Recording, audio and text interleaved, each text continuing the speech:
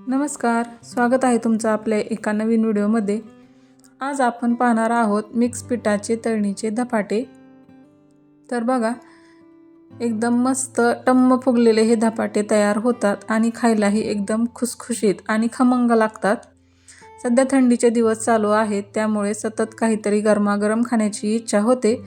तर चला मग व्हिडिओला सुरुवात करूया। तर इकडे बघा, मी एक मिक्सरचं भांडं घेतलेलं आहे। त्यामध्ये 8 ते 10 मिरच्या, 10 ते 12 लसणाच्या पाकळ्या, 1 चमचा ओवा, 1 चमचा जिरे आणि मुठभर कोथिंबीर याचं आपण वाटण तयार करून घेऊ। तर बघा, एक मिक्सरला वाटून घेतलेलं आहे। तर हे मिक्स पीठ घेतलेलं आहे मी, तयार पीठ आहे। ज्वारी, गहू आणि हरभऱ्याची डाळ असं मिक्स पीठ तयार करून आणले। 1 चमचा हळद, चवीपुरतं मीठ, भरपूर सारी कोथिंबीर टाकून घेऊ आणि 3 ते 4 चमचे कडकडीत तेल गरम करून याच्यावरती ओतून घ्यायचं आहे। आपण बारीक केलेलं वाटण टाकून घेऊ। आता याला मिक्स करून घेऊ।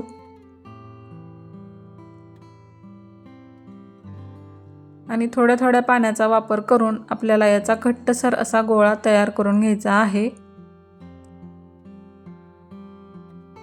एकदम जास्त पाणी टाकायचं नाही, अगदी थोडं थोडं पाणी घालत आपल्याला याचा घट्टसर असा गोळा तयार करून घ्यायचा आहे।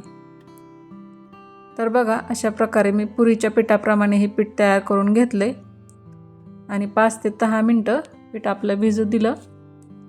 आणि त्याच्यानंतर आता मी धपाटे तयार करायला घेतले।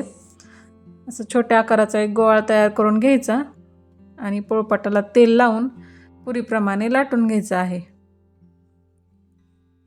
आणि एकदम कडकडीत अशा गरम तेलामध्ये सोडून घ्यायचं। तर बघा, एकदम टम्म असे हे धपाटे फुगतात आणि खायलाही एकदम खुसखुशीत असे लागतात। काढून घेऊया। एकदम मोठ्या गॅसवर तळून घ्यायचं, ह्याला अजिबात तेलकट होत नाहीत।